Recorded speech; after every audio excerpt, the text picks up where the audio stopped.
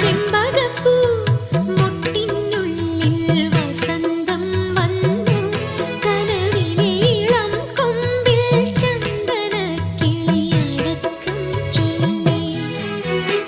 ചെമ്പകപ്പൂ മൊട്ടിനുള്ളിൽ വസന്തം വന്നു കനവിലെ ഇളം കൊമ്പിൽ ചന്ദനക്കിളിയടക്കം ചൊല്ലി.